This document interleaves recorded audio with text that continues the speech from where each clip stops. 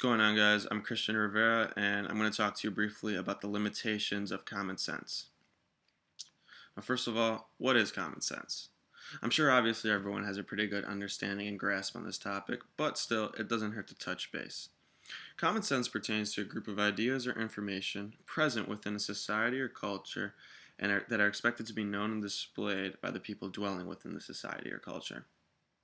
With that being said, common sense can touch base on something serious as making sure one doesn't leave a child unattended in a car to things more lighthearted like washing your hands when you leave the restroom or holding the door open for the person behind you, even though it's a good chance that they probably would have never held it open for you to begin with. Long story short, common sense is an ongoing, evolving concept that not only keeps changing but has been changing since time began. Now, when dealing with criticism, this is where some of the limitations of common sense tend to surface.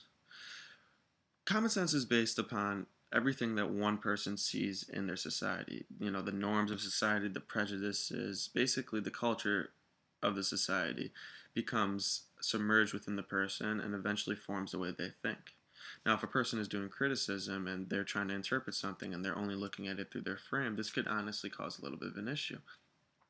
How could one possibly expect to understand and interpret something if the only way they can do it is by relating it to common sense in their terms?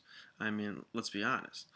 What could be common sense for me could be completely different for Hemingway if I'm reading something written by Hemingway. Long story short, common sense is not a concrete way to go about interpreting information.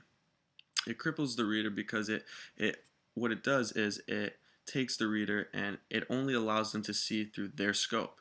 It only allows them to understand through their terms, through what they know, and rather than understanding where the author or where the person writing the work is coming from. So, if you're sitting here trying to interpret a piece of information, trying to relate it to only things you know and only things that come across as common sense for you, I mean, you're gonna have a tough time, or you're gonna get the wrong idea out of it, because chances are that author's sense of common sense and norms are completely different from yours. I mean, there's no way that one could tell that you're reading some sort of body of work, and there's no way that you could determine, all right, well, this is common sense. It's all right. Well, this guy right here, he did this because that's what someone would do, and if it was someone in art terms. No, that's not the case. Common sense is outdated in this situation because it cripples you and it keeps you in a box that only allows you to see what you know, as opposed to moving past it and allowing you to really interpret and finally view what the author may be trying to convey. In the end, common sense, although it's a great thing, is not the best approach when it comes to literary criticism or interpreting other things.